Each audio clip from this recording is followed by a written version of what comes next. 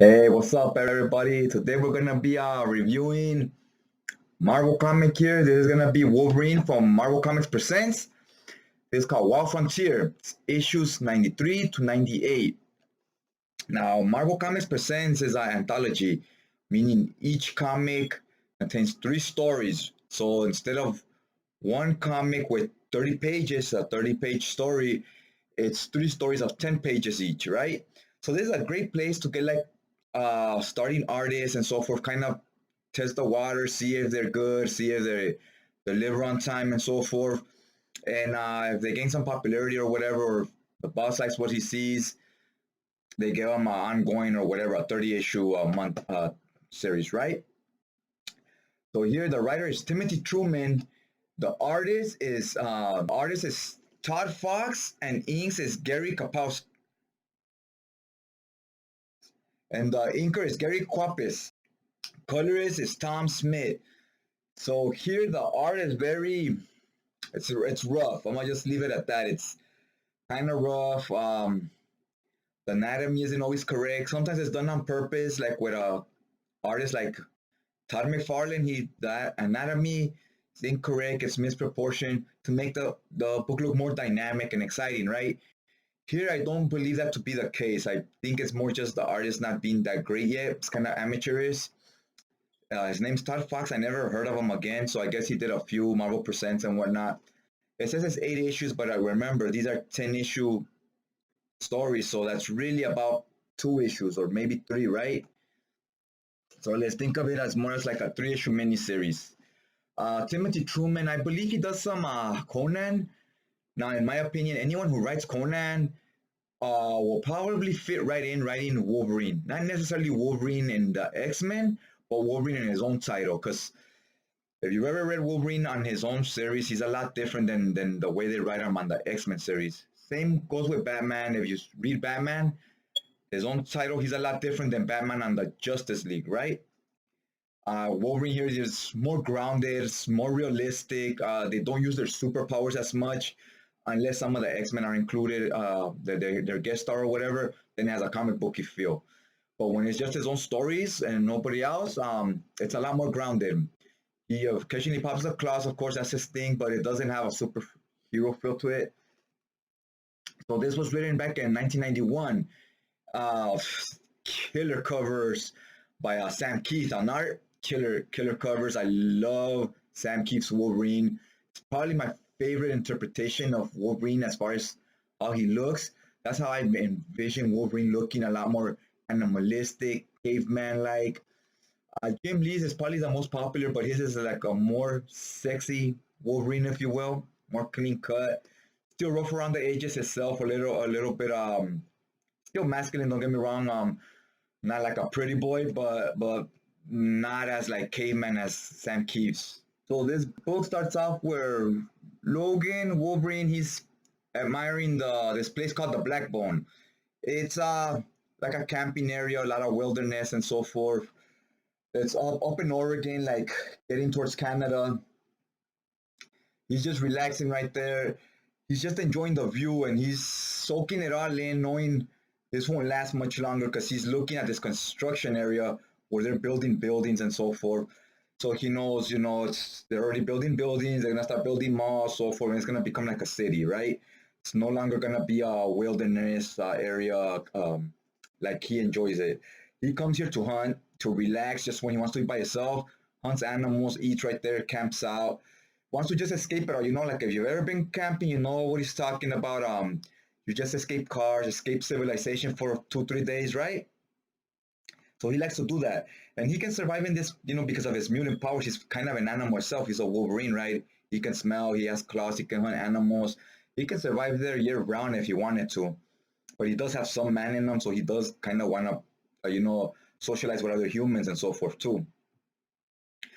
So, like I said, he goes here to relax, and he's seeing that those days are numbered. There are gonna be more modernizing this area. Really love that opening. He's just looking at it and reminiscing. He pops his claws to open a can of like beans or whatever. So this is modern times. They're building buildings. He has claws.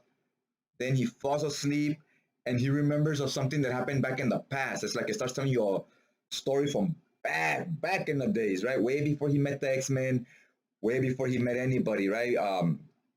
Way before he was even working for the Canadian government. So back then, his name was just Logan. He was not called Wolverine. So this would be the story of how he became Wolverine, how they gave him that name. So it starts off where it's back then there was a lot of Native Americans. The white man was barely starting to come to the United States, and little by little we're barely starting to take over and so forth, right? So needless to say, the Indians and the Native Americans, they did not like the white man. And there's this young Indian in trouble. He's fighting this wolf. I mean, he's fighting this bear. This bear is huge. I mean, this looks like a grizzly bear. It's a black bear, but it's huge, way bigger than a grizzly. This is like a size of a polar bear, but he looks like a grizzly bear. So something's off right there just by the size of it, right? Wolverine jumps in to help this Indian, and when he helps him, it turns out this bear's possessed. You see him like all kinds of weird stuff going on. He has like extra heads and like a human arm popping out and red eyes. He's demonic, right? Something's up with that. So he saves this Indian, and the Indian tribe comes, picks up the Indian. He kills the bear, and they help Logan as well. And they're surprised he heals so quick because his mutant ability. But back then he didn't have claws. He has shotguns, handguns, revolvers, and so forth, and knives. He uses knives a lot instead of claws. He didn't have claws back then, so that's interesting. I guess even when he got claws, they were bone claws before he had that adamantium claws. So I guess that happened. He got the claws through the Weapon X project they put him in. Not sure. I haven't got to read that part quite yet. So, anyways, here this bear was possessed. The Indian are trying to figure out what happened and why did he heal so quick. He's like, "Hey, I'm a quick healer. That's what it is."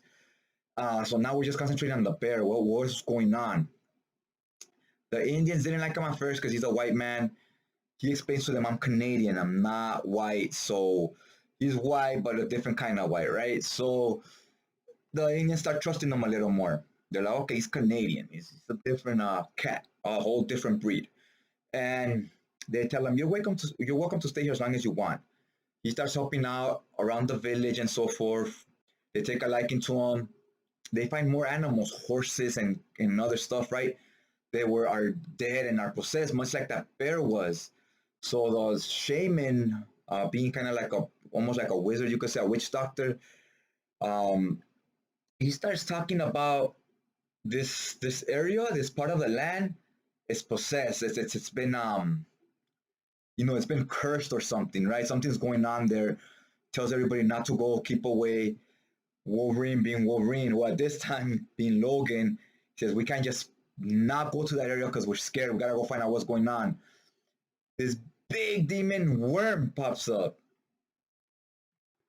This worm looks vicious. It turns out it looks it looks like an electric eel, right? But with a unicorn, a horn on top. So turns out this worm comes every once in a big while, comes from the underground, eats a few Indians, and they can never kill it, right? It's too powerful. So they've come to accept it's just gonna get one or two Indians, fill up, and it won't come back for a long time again, right? So they don't try to fight it anymore because then more people will die that way. And Wolverine is kind of like, that's bullshit. Like, what the fuck? You just gonna accept it coming every once in a while, taking a few people? Hell no, we're gonna kill this thing. Shaman tells them you can't kill it. The moment someone looks at it, they freeze. It takes some type of control of them, right? For like 10 seconds or whatever. Like 10 seconds it takes control of you and you freeze. It's all the time it needs for it to kill you, right? So Wolverine's like, that won't happen to me and so forth. He's gonna go look for this demon worm on the underground. The shaman tells him, take this young man with you. He takes this teenage guy with him, Native American, and the teenager is blind. He goes, what am I doing with this blind guy? He goes, you're gonna need him. So the blind guy explains to him, you can't look at this thing when you fight him, right? So I'll be like your eyes. Even though I'm blind, I could kind of guide you where he's at. Whereas that to me in the story didn't make sense because Wolverine would be able to smell him, right? And especially as this worm looks kind of stinky, like he probably smells bad and so forth. He's been through sewers, he's in the underground. Wolverine would be able to smell him without looking at him either. He could just blind for himself and do a better job than what this kid's gonna do helping him, right? So anyways, he takes his gun and a sword or whatnot, and they hunt this thing down. When they hunt him down, this thing's vicious. It was a good fight. The art it's kind of wonky, but you get used to it, and it almost it fits this story because it's kind of all over the place. It's weird, and then it has areas where it's dark. In this story, there's a lot of like demonic stuff going on, mutated animals and so forth. So it kind of helps. It makes it look like it's done on purpose, right? So I kind of enjoyed the art here. Wasn't my favorite coming in, but I got used to it after a few pages. This was heavily inspired by Poltergeist. This was written in 91. Poltergeist Part 2 had just came out like in 88, 89. So this had a heavy feel of that when Poltergeist has the Indians, the shaman or whatever, they're in this land that's kind of possessed. Kind of the same thing here. It's a lot of the same stuff. I thought that it was a fun story. Once Wolverine conquers this worm, you have to stab it in the heart. So he finds a way through, cuts his heart out, and when he does that, the young teenage boy tells him, "You're an animal, Logan. You're an animal." He goes, "No, you're no human. You're," and then he names him Wolverine. He goes, "You're a Wolverine," but he names it in Indian words, right? And Wolverine asks him, "What does that mean in English?" He goes, "Wolverine." So that's where the name Wolverine comes from. Then Wolverine wakes up and he's like, "Oh, I remember back when I first found out about this land." Right? So he's remembering he had that dream, remembering where he got that name Wolverine, and how he found out about this land that is now going to be modernized and turned into a big city. It was a nice story. It was fun. I like these stories where Wolverine is not with the X-Men. He's out doing his own thing. We get to know more about him, flesh him out, see what his old life before was like. Because a lot of these X-Men, the OG ones, they didn't have a life, right? Wolverine had a life before the X-Men. Cyclops, Angel, Beast, all the original five, they've been there since kids. So they grew up, they were raised by Professor X. Wolverine's well traveled, he's lived, and it's nice to touch on that. I like those stories a lot, sometimes more than the X Men ones themselves. So yeah, it ends there where he just looks at that land and where they're digging, they find the bones, the fossils of that big worm that he killed a long time ago. So that was a nice touch at the end. It's just the picture says 1,000 words right there. It's like, oh, I remember fighting this freaking demon worm, right? So yeah, guys, it was an interesting story. Hope you liked it. If you read it before, let me know what you thought about it. Let me know what you thought about the video. Hopefully you hit that like button. It helps the channel out, helps the algorithm and so forth. And if you want to see more Wolverine stories, I'll be reading a few more on this book I'm reading that has a lot of Wolverine's prehistory, all his stuff before the X-Men, before he met the X-Men. So I'll be reading a lot of those miniseries. We're doing a lot of reviews on them. So if you want to watch more of those, hit that subscribe button. I'll keep you updated when the next video drops on your feed. Other than that, I'd just like to thank you guys for taking some time out of your day, checking out this video, and I'll check you guys out next time.